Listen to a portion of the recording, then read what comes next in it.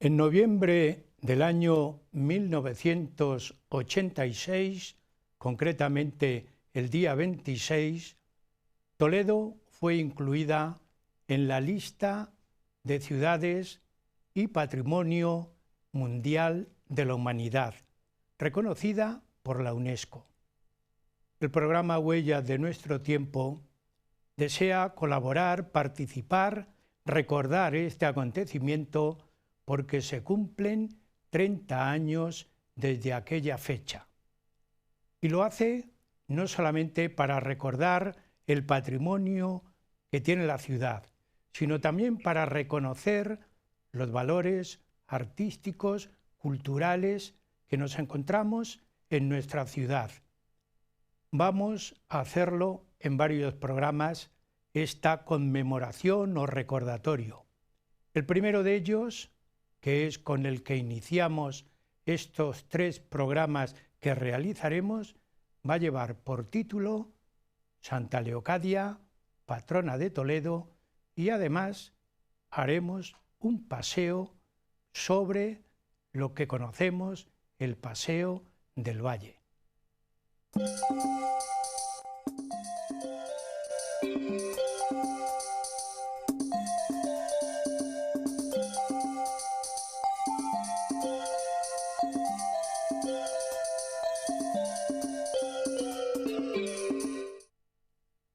Como les decíamos anteriormente, celebramos los 30 años, el 30 aniversario de la nominación a Toledo como Ciudad Patrimonio de la Humanidad. Ya les decíamos que en el programa Huellas de Nuestro Tiempo deseamos colaborar, incluso ensalzar la figura de la ciudad en este año, y lo vamos a hacer con 3 programas. El primero de ellos va a tratar no solamente de lo que conocemos, la arquitectura, el arte, que es de sobra mostrado en todo momento, sino también aquellos aspectos del patrimonio humano y cultural que menos se vislumbra. En este primer programa presentaremos a la gran patrona de Toledo, Santa Leocadia. Pero también queremos dar la vuelta a la ciudad, envolvernos en la ciudad, con un paseo que daremos por el conocido La Vuelta al Valle. En un segundo programa haremos un canto a Toledo a través de la poesía. Y en un tercer programa tenemos que convocar al que fue alcalde de la ciudad en aquel momento, que nos contará cómo en el año 1986 se solicita a la UNESCO que sea considerada la ciudad Patrimonio de la Humanidad y cómo recibe él la noticia en París. Pues amigos, con esta idea vamos a iniciar el programa primero indicado, Santa Leocadia, patrona de Toledo, y también un paseo por la Vuelta al Valle. Contamos hoy en nuestro programa con 2 invitados.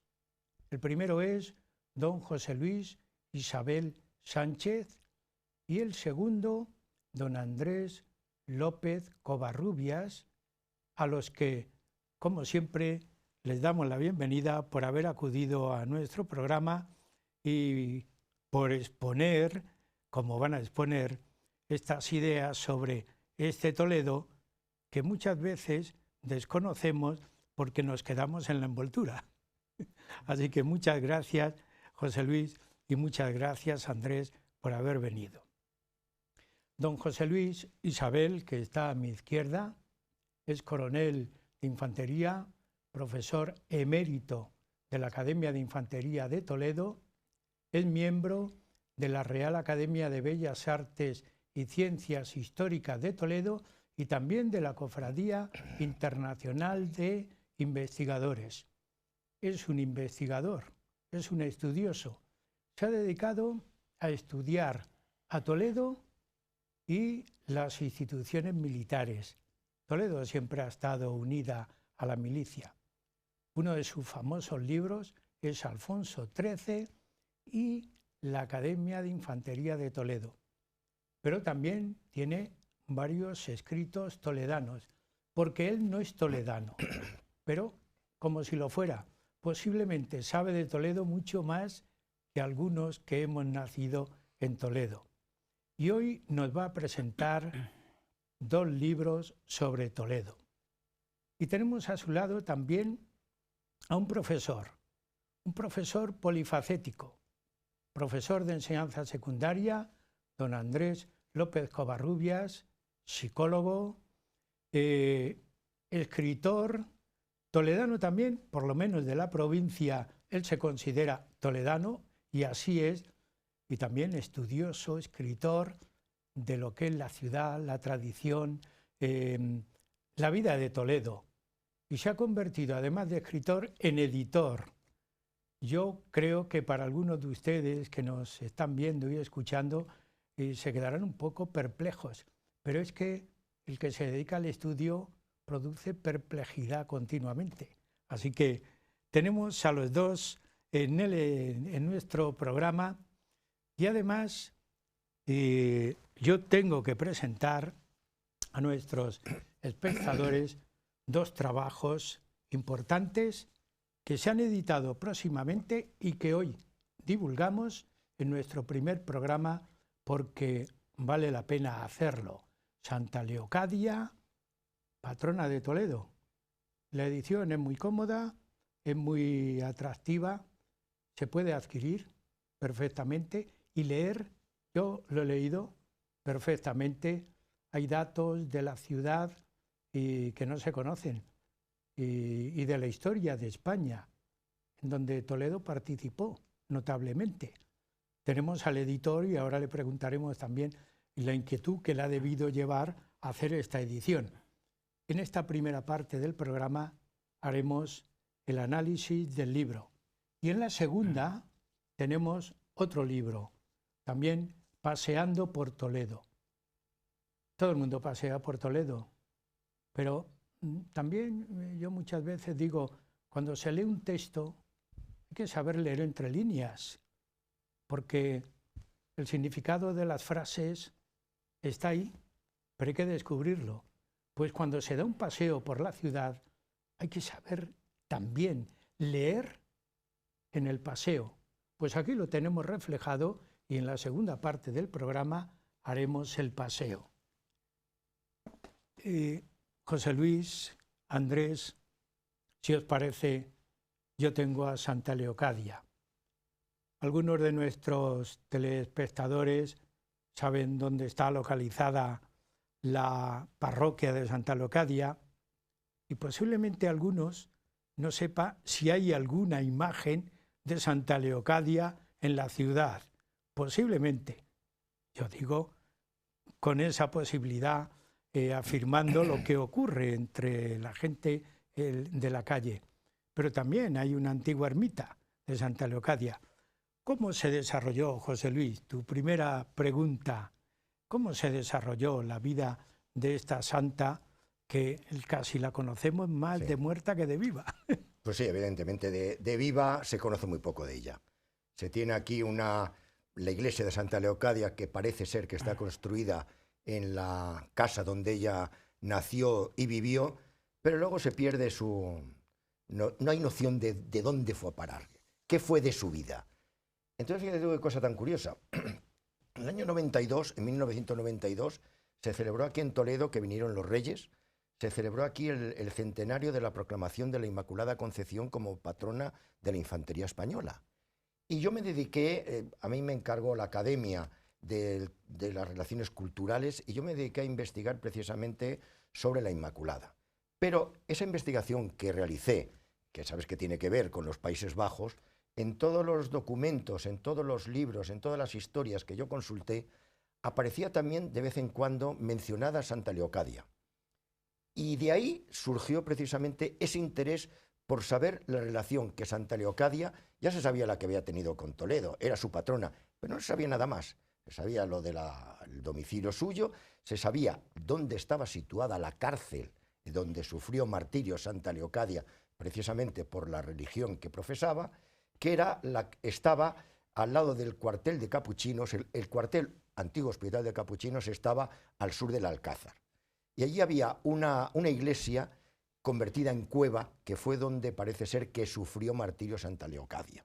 Esa, teniendo en cuenta la destrucción que sufrió el Alcázar durante la guerra, pues eso se colmató de escombros, y al final, cuando se urbanizó toda aquella zona, eso quedó bajo el asfalto. Allí estará todavía la cueva donde sufrió martirio Santa Leocadia, donde dicen que murió Santa Leocadia. Pero a partir de ahí no se sabe nada. Y el siguiente salto es precisamente esas menciones que se dan en todos los historiadores de las guerras de Flandes o de los Países Bajos, como se llamaban.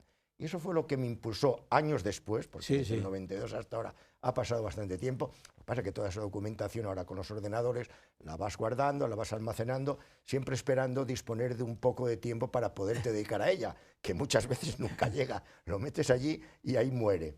Pero sí que es verdad que tuve oportunidad, más bien porque me animó Andrés, que si no, no lo también le iba a preguntar, claro, eso. Él fue el que me animó y dice: tenías una historia, me dijiste, comentaste algún día. Y dije, pues sí, que es verdad, no podíamos publicarla, y entonces ya la resucité y la convertimos Andrés, en libro. Cuando te presentó, no resucitar a Santa Leocadia, pero sí los papeles. Sí, bueno, ¿qué te animó a ti a apoyar? De una forma es resucitarla, ¿no? Yo creo que cuando se vuelve a hablar de alguien, de un personaje, pues de alguna forma también es darle vida otra vez, volverle a dar vida, ¿no? A ver, José Luis y yo nos conocemos ya hace algún tiempo. Y nos apreciamos. Sí, eso iba a decir. Yo estoy encantado y creo que somos buenos amigos.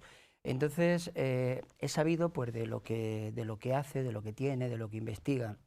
En la editorial, que desde el 2006-2007 que comencé con esta aventura, con este proyecto, la idea era editar libros que tuvieran relación con Toledo y aspectos, a ser posible, que no se hubieran tocado ya. Y era difícil porque ya se ha publicado mucho sobre Toledo, pero yo creo que últimamente se está volviendo a hacer. Entonces, siempre a la búsqueda de algún tema, algo que fuera interesante sobre la ciudad, sobre los personajes de la ciudad.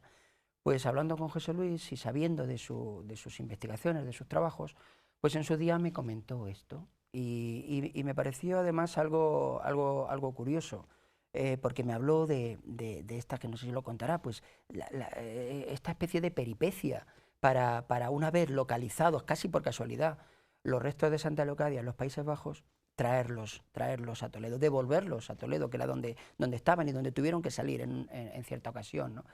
Y me pareció muy interesante, y digo, le animé a decir, bueno, pues rescátalo, termínalo, déjame que lo lea y vemos si lo podemos publicar. Y de hecho, bueno, se pudo publicar y ahí está la prueba, ¿no? Aquí tenemos el libro, José Luis.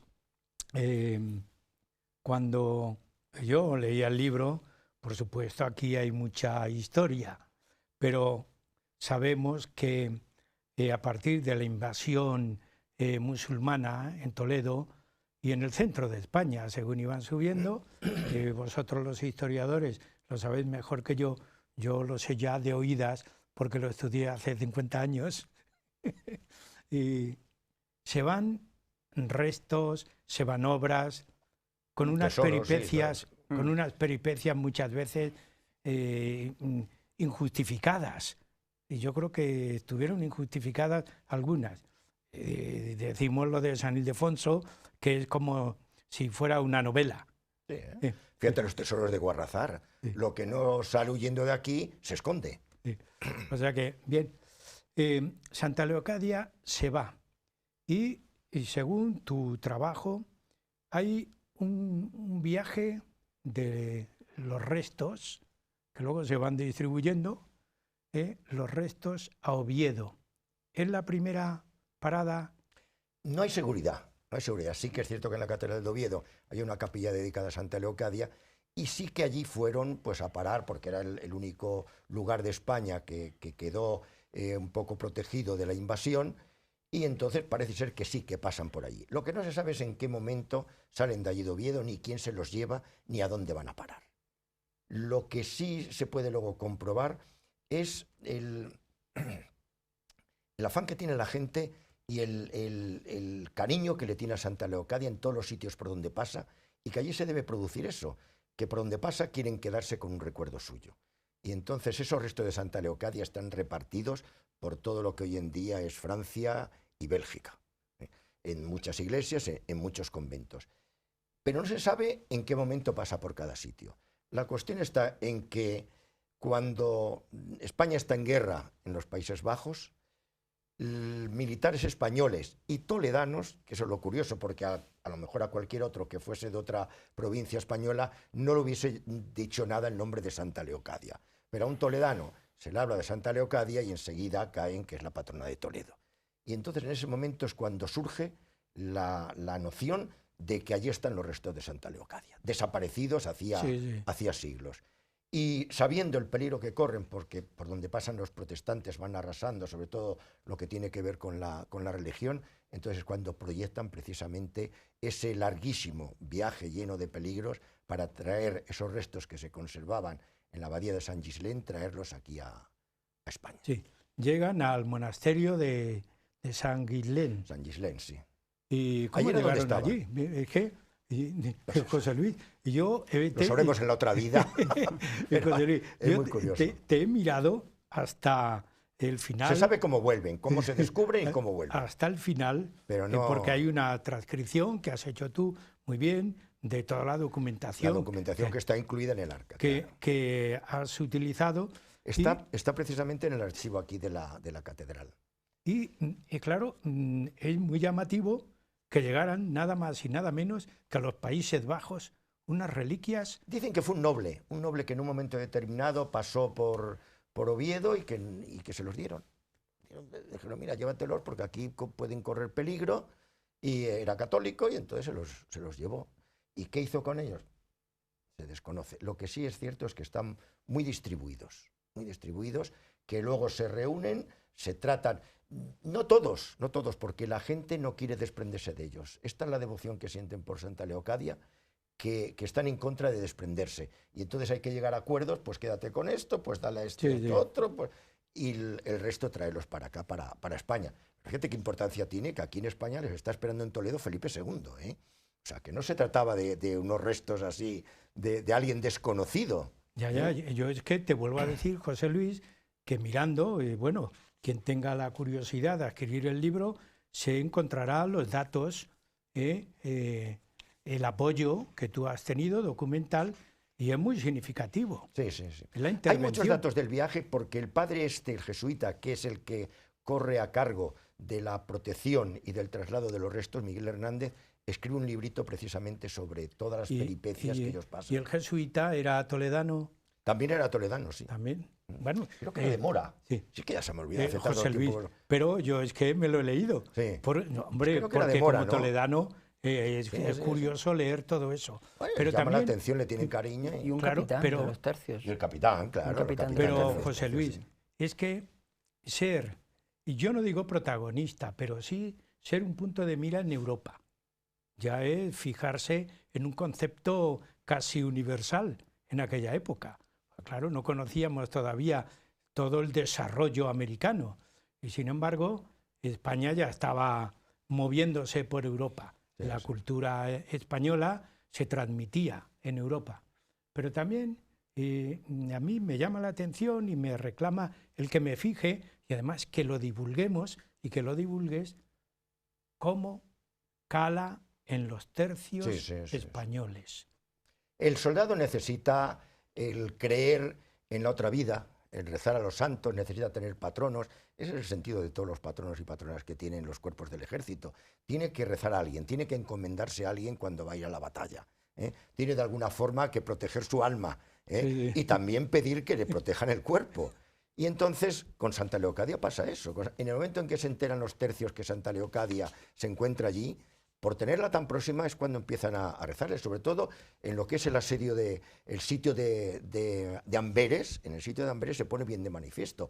Alejandro Farnesio reza a Santa Leocadia. El padre Miguel Hernández, hay una voladura.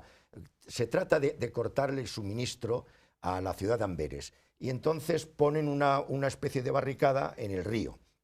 ¿Qué pasa? Que lo que hacen los protestantes es enviar barcos siguiendo la corriente cargados de explosivos. No saben bien los españoles lo que va a suceder y de repente se produce una explosión enorme, grandísima, y Alejandro Farnesio y todo su Estado Mayor y el padre Miguel Hernández salen por los aires.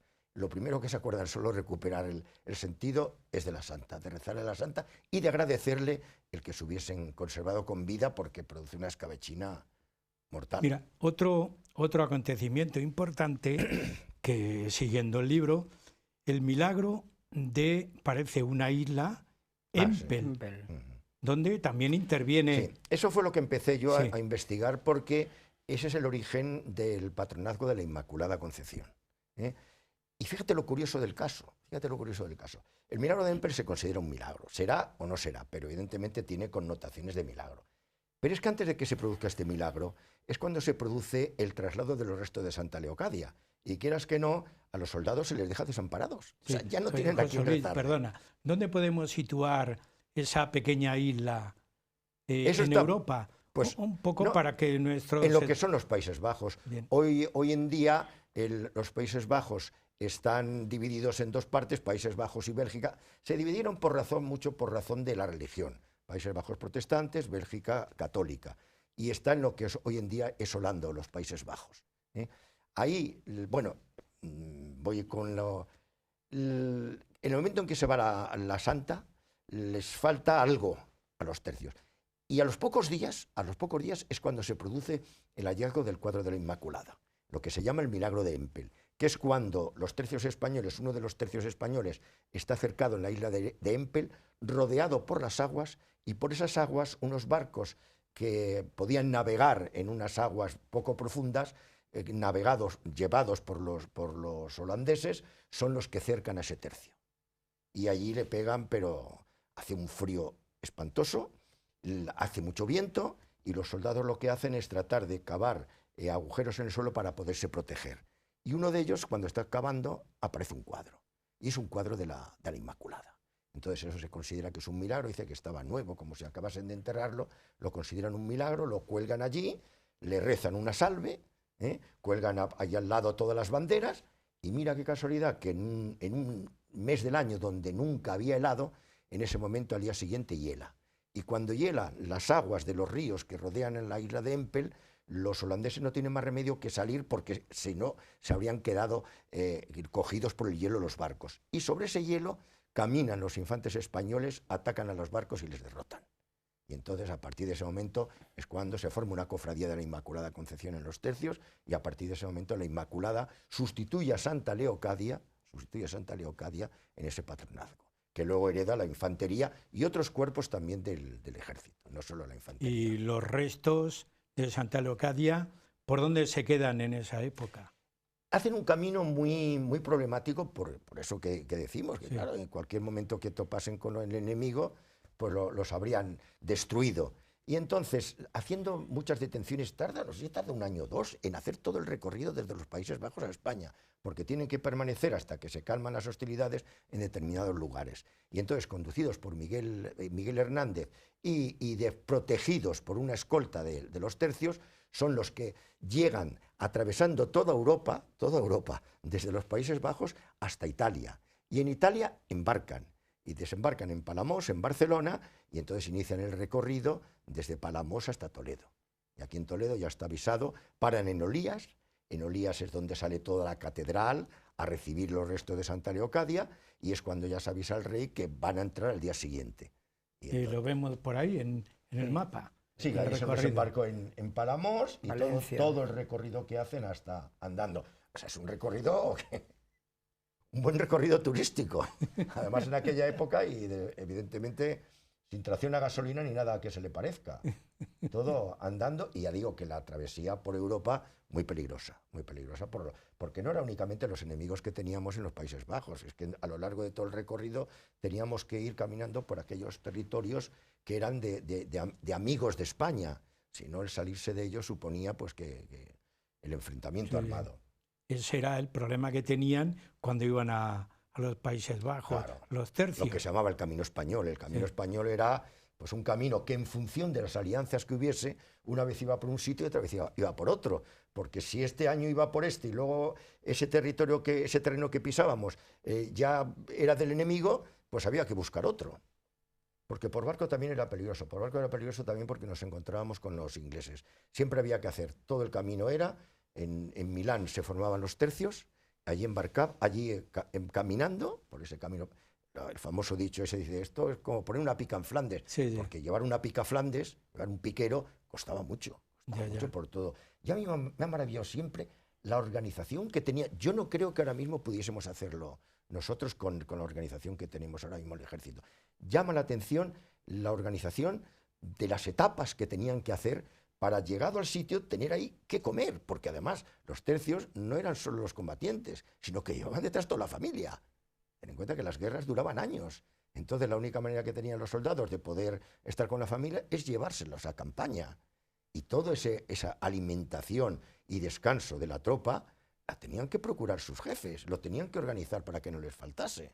Bueno, pues échate a andar por ahí y atraviesa toda Europa para llegar allí. Llegamos a la mitad del programa, pero todavía hay una pregunta que después haremos sobre Santa Leocadia antes de dar el paseo por el valle. Y amigos, una breve pausa y seguiremos con ustedes en el programa Huellas de nuestro tiempo.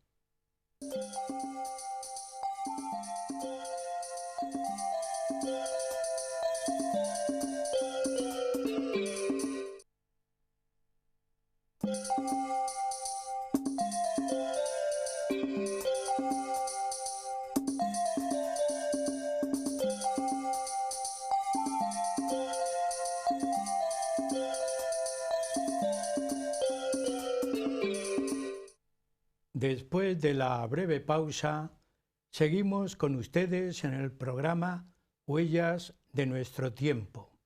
Hoy estamos hablando de Santa Leocadia, patrona de Toledo, y en la primera parte pues hemos hecho un recorrido europeo con la santa que ya muerta se prestó a todo. Era no solamente pobre porque la trataron de esta manera, pero grande porque iba uniendo muchos puntos y muchos pueblos, y llega a Toledo de nuevo. ¿Cómo llega a Toledo, José Luis? ¿Y dónde se encuentra en Toledo, si no todos los restos? ¿Alguna reliquia? Sí. Parte de los restos de Santa Leocadia. Hay una arqueta, hay un arca muy bonita, porque los restos están siempre dentro de un arca de madera, de muy poco valor, conteniendo todos los documentos que son preceptivos el levantar. En el momento en que el arca se abre, hay que levantar un acta diciendo por qué se abre, por qué motivo. Están en el año 1500, van los reyes, van los antiguos ¿cómo se llamaba? Bueno, van los Juana la Loca y su marido van precisamente a San Gislén y allí les dan un resto. Bueno, pues si se abre el arca se tiene que levantar un acta y en ese acta constar que se ha extraído un determinado hueso para dárselo a una persona. Y ahí se va haciendo todo. Cuando se trasladan todos los restos aquí, se levanta también ese acta diciendo que se han dado para que sean trasladados a España. Y entonces aquí a España, cuando vienen, se guardan en la catedral. Allí precisamente el padre Miguel Hernández abre la arqueta donde vienen delante de los reyes. Los reyes también quieren llevarse parte y se lo llevan, tanto los reyes como su hijo se llevan parte, y la reina creo que también se lleva. Es decir, que está muy desperdigado. Y por si estuviera poco desperdigado, lo curioso, lo último que se puede hablar de la santa, es cuando se lleva también un relicario a Narbona. Narbona ha tenido, bueno, lo sabes por la cofradía, siempre la relación que ha tenido con España. Yo te iba a preguntar, se fue a Francia también un resto. Sí, claro, es que Un allí también resto. tenían memoria de ella, sin haber pasado por allí los restos. Pero es porque Por los españoles. la septimania Claro, la Septimania, francesa ahí está. estaba unida. Fue refugio Sí. de los españoles cuando la invasión, hubo muchos que residieron allí y se les cedieron aquellos terrenos. Entonces guardaban todavía recuerdo, fíjate tú, de Santa Leocadia. Y entonces fue la oportunidad de pedir aquí un resto de la misma y se fue en un relicario allí a... ¿En qué época? Bueno, Esa es muy reciente, ¿no, Nada, José Luis? pues serían los años 90. Yo creo que más 2000, próximo. más próximo a lo mejor 2000. Pues El a lo mejor. 2004 por ahí. A mi edad ya se Yo pasa creo el tiempo. recordar. Es que yo fui a esa, ¿Fuiste? sí, Pues tú lo sabrás mejor que yo. a Fonjoncus Claro, Fonjoncus, claro, sí, claro. y se llevó. Se llevó el... Y la ¿sabes lo reliquia. que me agradó a mí de esa ida a Francia? Que participó la ciudad. Sí, sí. Y no solamente allí estuvo el gremio de los hortelanos, la comunidad mozárabe y la Cofradía Internacional. Es que se de tiene mucha relación Investigadores. con ellos. Siguen Sí. viniendo aquí para el Corpus. Sí. Pero lo importante es que fue el ayuntamiento, una representación del ayuntamiento, una representación de la Diputación Sí. y hubo un intercambio personal, a mí Fue me muy parece bonito, sí. muy interesante. Bonito, sí. Luego Santa Leocadia no paró, Creyó que estaba aquí tranquila, pero no. no paró. Esperemos. Yo tengo ¿Qué? ya al final, tengo hecho una relación de dónde están todos los restos. Y habrá a lo mejor 20 sitios, o sea que está distribuida por toda Europa. Y muy reconocida por su santidad. Pero lo importante es ese reconocimiento, ¿no te parece, Andrés? Porque sería uno de los puntos que a ti te atrajera para poder hacer la publicación. Una santa casi universal. Una santa viajera. Patrona de Toledo, además. ¿Verdad que?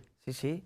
De alguna forma, lo que decíamos antes, es también llevar el nombre de la ciudad también a través, en este caso de la santa, llevar el nombre de la ciudad por todo el mundo, una ciudad que ya de hecho no requiere más conocimiento ni más reconocimiento, ya lo tiene por su historia y tal, pero lo que hablabais ahora de este año 2000 o 2004, como hay un acercamiento más entre una región francesa con Toledo y el motivo es una reliquia de la santa, ¿no? Sí. En eso nos damos cuenta que ahora que vamos en este mes a celebrar el 30 aniversario del reconocimiento de Patrimonio de la Humanidad a la ciudad, Toledo siempre ha sido patrimonio, patrimonio por lo menos europeo, porque no solamente es su arte, sino también su cultura. Fue el reconocimiento de algo que ya se sabía. Eso es. O sea que, pues bien, pues en esta segunda parte yo le pregunto al editor, porque también se metió el editor en una epopeya muy bonita, en un trabajo muy bonito, no por ser de menor cantidad de páginas, es de menor contenido, el libro. Y tengo una obra que a cualquier toledano le debe llamar la atención. Titula Paseando por Toledo. ¿Qué pretendía el editor cuando concibió Vamos a pasear por Toledo? Claro, a ver, vuelvo casi a repetir lo mismo de antes. Yo sabía que José Luis tenía este trabajo, ya me lo había comentado hace tiempo. Era cuestión de buscar un momento. Siempre hay proyectos. No puedes solapar los proyectos porque esto tampoco es una gran editorial con un equipo y tal. Entonces hay que ir poco a poco y paso a paso, y más en los tiempos que corren, ¿no? ¿Qué se pretendía? Pues plasmar en papel, plasmar en un libro algo que ya era más que conocido y que se venía haciendo de siempre y que los toledanos hemos hecho de siempre, que es dar la vuelta al valle. Entonces, claro, dábamos la vuelta al valle, pues unos pues simplemente por el placer de pasear, otros por hacer ejercicio, por disfrutar de la ciudad, por todo un poco. Y claro, como yo preguntaba cuando sacamos el libro a mucha gente en librerías y tal, tú habrás dado la vuelta al valle, por supuesto, miles de veces, ¿no? Y digo, ya, y te has fijado en lo que veías, lo reconoces todo, sabes qué es lo que se puede ver desde allí. Y claro, ahí ya no tanto. O sea, es un recorrido, es un paseo que hemos hecho muchas veces, pero que ya de tanto recorrerlo, de tanto verlo, de alguna forma lo hemos hablado alguna vez, ha dejado como de llamarnos la atención, como de impresionarnos, ¿no? Cuando las vistas son impresionantes. Entonces, claro, lo que nunca ha habido es una guía, poder hacer el paseo con una guía en la mano, y si no la llevas de la mano, pues antes de salir de casa son 60 páginas, 64 páginas, se leen un rato, y más de la forma en que lo escribe José Luis, pues cualquiera, ¿no? Y entonces pues dice, bueno, pues si no llevo la guía en la mano, en un rato lo leo, y cuando la próxima vez salga ya me voy a fijar. Me voy a fijar en aquella torre, me voy a fijar en esa panorámica. Aquí cuenta que hay también a orillas del río, pues, una torre, que si fue tal, que si había un pozo. Bueno, pues la próxima vez que vaya me voy a fijar. Sí. Era simplemente eso, plasmar ese paseo que tantas veces hemos dado, plasmarlo en papel, que todavía, y es curioso, después de tanto tiempo y algo tan conocido, pues que no hubiera una guía para poder hacer ese recorrido. Y si nos situamos, vamos a hacer un recorrido rápido. Nos situamos en el puente de Alcántara, José Luis. Las dos torres llaman la atención, son distintas. Sí, se describen ahí. Vamos a ver, no se trata de hacer algo exhaustivo. Sí. Todo aquel que tenga un poco de interés es algo, podríamos decir, de aficionado. O sea, sales del puente de Alcántara para llegar al puente de San Martín, y ¿qué es lo que vas encontrando? Eso que de vez en cuando te paras y te detienes y ¿qué es esto? Y mira esto que hay aquí, míralo. Es una descripción de lo que te vas encontrando, sobre todo ruinas de antiguos molinos, luego convertidos en centrales eléctricas, y también un poco de lo que ves en el horizonte, al otro lado del río, lo que destaca en Toledo sobre el horizonte. A mí siempre me llama la atención porque tuvieron que tirar en el interior del puente de Alcántara, ya próximo a la muralla. Por ahí pasa la carretera moderna. Claro, eso es reciente, eso es bastante reciente. Sí. O sea, entonces no había... La única comunicación que había con la ermita del Valle era a través del barco de pasaje. O sea, no había otra, no había carretera, esa carretera no existía. Existe un trozo de carretera muy reducida, que es la que lleva en el zigzag ese de la senda que sube desde el barco de pasaje hasta lo que es hoy en día la carretera. Ahí había un trocito de carretera que llevaba hasta la ermita.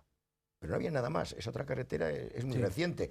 Es la que pasa por el arroyo de la Degollada. Sí. Tú te acordarás que allá había antes un puente que se hundió. Sí, sí. Y como cosa curiosa dice que pasaba un chico en motocicleta y solo terminó de pasar, oyó, ¡wow!, se volvió y el puente se había hundido. Tuvo suerte. En el 73. Sí. En el 73. Y entonces fue cuando se construyó ese otro. Bueno, pues eso es lo que las tapias blancas. Oye, ¿qué son las tapias blancas? Pues por ahí va la calzada romana. Sepan que ahí en los terrenos de la Academia de Infantería está la calzada romana, el arroyo de la Degollada, pues un poco el motivo del nombre ese. Eso es lo que yo voy tratando de sintetizar, muy sintetizado en lo que es el recorrido. La Degollada es una leyenda. Claro. Una leyenda. La resumimos, José Luis. ¿Qué ocurre? Vamos a ver, las leyendas de Toledo, pues cada uno las cuenta, pero siempre se trata de amores, siempre es algo llamativo, ¿eh? El amor siempre entre dos personas de distinta religión. Que en un momento determinado pues tratan de huir porque ni le comprende el padre de él, ni le comprende los padres de ella, huyen, son alcanzados, y cuando son alcanzados o muere uno o muere otro. Sí. En este caso parece ser que la degollada es ella, y que entonces cuando cae al suelo y brota la sangre del cuello que le han cortado a la pobrecilla, un poco siniestra la cosa, ¿no? Pues entonces se convierte en un arroyo. Habrá quien lo cuenta a lo mejor de otra manera. Pero junto al arroyo de la Degollada hay que resaltar el Cerro del Bú. Cerro del Bú también. Ahora muy bien, porque ha estado mucho tiempo abandonado y ahora lo han excavado y lo han señalizado, y merece la pena tomarse la molestia de llegar andando hasta allí, cruzar una barrancada que hay y subir al Cerro del Bú para ver también las vistas, no únicamente contemplar lo que es en sí todas las fortificaciones y todas las construcciones que hay, sino también para ver las vistas que hay desde allí. Merece la pena. Y enfrente del Cerro del Bú, otra leyenda, la Piedad del Rey Moro. La Piedad del Rey Moro, O sea, sí, que nos está todo encontramos tres leyendas Sí, en sí, nada. en nada, Sí. sí. Pero desde ahí yo prefiero mirar, parece que, bueno, ahí estamos viendo las Sí, los excavaciones últimos trabajos que se han hecho. en el Cerro del Bú, Sí. que son arqueológicamente importantes. Tendrían un sistema defensivo militarmente Sí. muy... O sea, por lo pronto hay que buscar un lugar elevado, Sí. próximo al agua, como Sí. se buscan todas las poblaciones. Y luego, al mismo tiempo, también protegido. Porque, Amurallado, además con varias murallas. claro. Para nuestros paseantes que miren desde el Cerro del Bú ya a la ciudad. Y Es una vista inédita, es una vista muy y se encuentran desconocida, con la iglesia de San Lucas. recientemente restaurada, que ha quedado Sí. francamente. Y Que- otra cosa que te llamó la atención, Sí. como cosa curiosa, fue toda la población de una planta espinosa, que dicen que en la ermita de la Virgen de la Cabeza le mandaron desde México a alguien de allí de la ermita, al que cuidaba la ermita, al sacerdote de la ermita, y se cayó. La tenía allí colocada en una repisa, se cayó, y a partir de ahí empezó a proliferar. Eso en los años 50 ya empezó a extenderse. Y llegó a colonizar toda la zona esa que llega hasta los Cigarrales, hasta el Hotel de los Cigarrales, llegaba hasta allí, impidiendo, eso estaba muy, muy recorrido por las ovejas, por los ganados, lo impidió por completo, no podía moverse. Y de ahí surgió otra leyenda Sí. que con el tiempo se conocerá, que es los duendes del río, que por la noche salen y te agarran de las piernas y tratan de meterte en sus aguas. Porque ha habido quien ha llegado ahí, se ha quedado enganchado en las espinas eran horrorosas, las espinas enormes, y se ha quedado enganchado los pantalones. Sí, sí. Le ha entrado miedo y ha pensado en que no era la planta esa, sino que era un duende que salía del agua para llevarte. Y si pudiéramos ver alguna vista panorámica, a mí me agradaría porque hay que destacar cosas. Yo he citado la iglesia de San Lucas, Sí. El Alcázar lo ves desde muchos sitios. la iglesia de San Lucas. La catedral. También recordar a nuestros telespectadores que la iglesia de San Lucas es una iglesia mozárabe. Ahí se reinstauró el rito mozárabe, ¿no? Y es una de las 6 iglesias mozárabes que hubo a partir de Ahí la estamos entrada viendo- Sí. de Alfonso VI. Fíjate, y no es únicamente lo que se ve, es las diferentes formas de verlo, dependiendo de la estación del año, dependiendo del día, dependiendo de la hora. Lo que ves es completamente diferente. No tiene nada que ver. Si es con niebla. Sí. Bueno, ya no te digo de noche pareces un nacimiento, parece mentira de verdad lo que estás viendo. Pero es que la vuelta al valle la puedes dar y es aconsejable darla a diferentes horas del día y en diferentes estaciones, porque las vistas cambian por completo. Sí. Cambian por completo. Mira, cuando florece la retama, las flores amarillas de la retama, es una maravilla.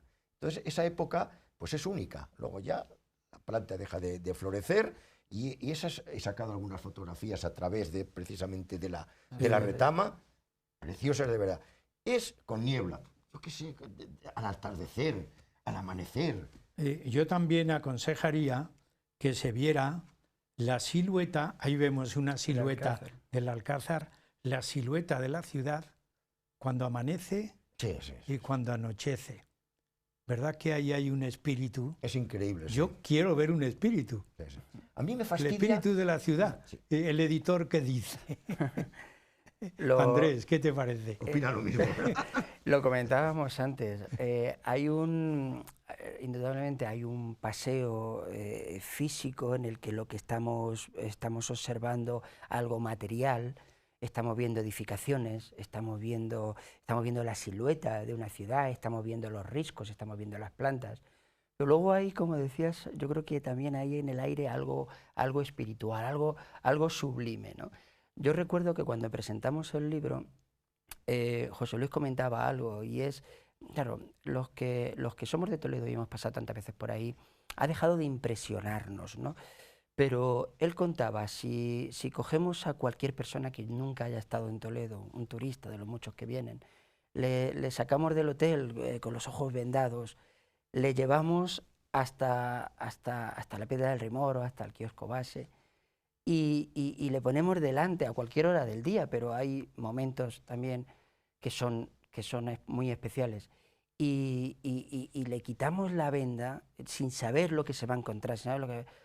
Seguramente tenga esa sensación que nosotros tendríamos, yo ya no lo recuerdo, quizá la primera vez que lo vimos, pero tendría una sensación que seguramente que traspasa lo meramente material, ¿no? Y yo creo que esa sensación, habrá pocos lugares en el mundo que alguien pueda experimentar algo así, ¿no? Es una pena que los que ya lo hemos visto tantas veces hayamos dejado de experimentarlo, ¿no? Pero yo creo que hay veces incluso que cuando pasamos con el coche o andando a una determinada hora, ¿no? Cuando se pone el sol, cuando tenemos la luz anaranjada, cuando hay neblina, pues no dejamos de mirar asombrados, casi como si no lo hubiéramos visto nunca, ¿no? Y lo hemos visto tantas y tantas veces. Hay un espíritu para mí, porque a mí me gusta hablar de espíritus, por eso soy descendiente de toledanos, porque buscaban los espíritus en las cuevas. Hay un espíritu cuando se ve Toledo que ya lo captó el Greco en el famoso cuadro Toledo bajo la tempestad, famoso cuadro que está en el Metropolitan Museum de Nueva York. ¿Verdad que esas nubes son espíritu? Pero José Luis, hay otro espíritu en el río, que tú lo vas describiendo, en los molinos esos, en esas torres. La vida que tuvo en su época, que ahora te da mucha lástima que esté abandonado. A mí, por ejemplo, me dio mucha lástima, y a mucha gente, que se derribasen sin ton ni son las turbinas de Vargas. Lo del artificio de Juanelo fue verdaderamente un crimen espantoso. El derribarlo para construir las turbinas y que no quedase rastro de algo tan importante, tan imperecedero como fue el artificio de Juanelo, tan importante, tan único, es una lástima. Y se sigue haciendo porque las turbinas de Vargas también han desaparecido. Se podían haber dedicado a cualquier cosa y no dejar ahí un esqueleto como el que han dejado, que trae recuerdo, pero ya nadie sabe lo que ha significado, lo que ha sido eso. Entonces te da un poco de pena el contemplar esa vida que ha tenido el río y hoy en día cómo se encuentra, no solo por ese abandono de esas edificaciones, sino también por el agua, cómo se encuentra el agua, el olor que tiene el agua del río. Yo recuerdo cuando nos prometió que nos íbamos a poder volver a bañar. Pero fue una promesa de político que quedó única y exclusivamente. Pero la utilización del río fue muy importante, ¿eh? Sí. No solamente por los molinos, sino también, recordamos, junto a la iglesia de San Sebastián, nuestros toledanos saben dónde está, próximo, hay unos baños que se utilizaron como tintorerías. Sí, claro, ahí están todas las ruinas. Las tintorerías, por el mal olor que soltaban, estaba siempre en las afueras de la ciudad y además necesitaban el agua para todo eso.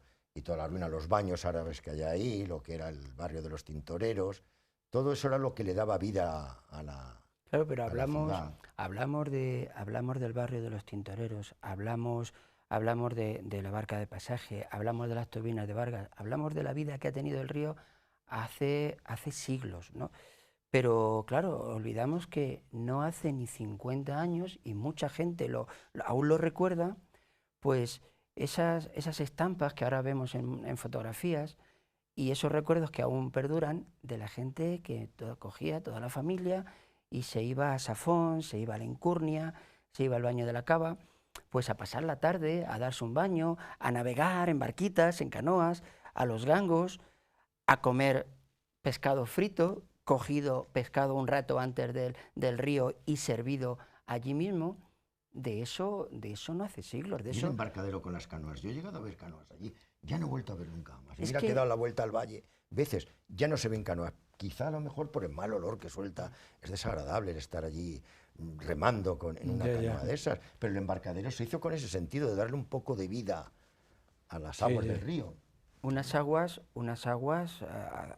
azules, unas aguas limpias, en fin, peligrosas también en algunos tramos, porque cuando en aquella época de los baños, pues casi todos los años había alguna Sí, desgracia. bueno, sigue habiendo. Pero que quiero decir que allí se reunían familias enteras, amigos, Sí, sí, sí. a pasar la tarde, a pasar el día, y de eso no hace tanto tiempo, y lamentablemente se perdió, y lejos de recuperarse, lo estamos viendo estos días, casi vamos a peor, ¿no? Vuelven las espumas, vuelve el mal olor. A mí me llevaron el otro día, no lo conocía, a la presa de Bolarque y me explicaron la transformación del río. Y de verdad, yo no lo conocía y da verdadera pena cómo el río llega a la presa de Bolarque transparente, unas aguas pero puras a más no poder, y cómo a partir de ahí ya se saca el embalse, el 75% de las aguas van hacia Levante, y lo que llega aquí, que es ese 25%, es lo que se mezcla con el Jarama. Y entonces ves la desembocadura del Tajo en el Jarama, no del Jarama en el Tajo, porque el Jarama lleva 6 veces más agua que el Tajo, y en un principio, cuando no se mezclan las aguas, ves algo negro, pastoso, que es el Jarama, y todavía las aguas, ya un poco turbias porque han pasado por depuradoras y eso las convierte, las hace así, pero cómo se mezclan, y es lo que nos llega aquí, porquería. También, aunque sea ya muy al final del programa, el río ha estado unido a la historia de la ciudad. Estamos dando la vuelta, hemos pasado por la Virgen de la Cabeza, hemos visto todo lo que hay debajo de la Virgen de la Cabeza. Todavía quedan restos de molinos y de torres de vigilancia, ¿verdad? Sí, sí, sí. Pero ¿qué diríamos del puente de San Martín y del Baño de la Cava? Más leyendas, entre otras cosas. Todo son leyendas, sí. Es la única manera muchas veces de explicar la historia para que lo entienda la gente. Y forma parte de ese patrimonio, de ese riquísimo patrimonio que hizo, que ocasionó, que motivó que hace 30 años pues se reconociera mundialmente, pero que estaba ahí, que siempre ha estado ahí. Y bueno, no deja de ser un reconocimiento, pero que para nosotros ese reconocimiento ya existía. Aquí hemos nacido, aquí hemos vivido, aquí están todos nuestros recuerdos, estamos acostumbrados a ese patrimonio, y por supuesto que nos dio una gran alegría que eso fuera reconocido por la UNESCO, ¿no? Pero es que es una ciudad única realmente. José Luis, aunque sea ya muy al final, y terminemos no con algo histórico, pero con leyenda. La mayoría de los toledanos no saben que hay una leyenda en el puente de San Martín que le dio fuerza a la construcción. La leyenda de la mujer. Destrucción del puente, la del Alarife. Sí, la del Alarife, que se da cuenta que los cálculos que ha realizado no son correctos y que en el momento en que se ponga en funcionamiento el puente se va a hundir. Y entonces cuando todavía tiene todo el entramado de madera, la mujer se lo comunica a la mujer, y entonces la mujer es la que le prende fuego para evitar pues la vergüenza que pasaría a su marido por esos cálculos erróneos. Y entonces dicen que al lado, aguas abajo, al otro lado del río, hay un busto que debe ser del arzobispo que pagó el puente, que representa a la mujer. Bueno, pues que se lo crean.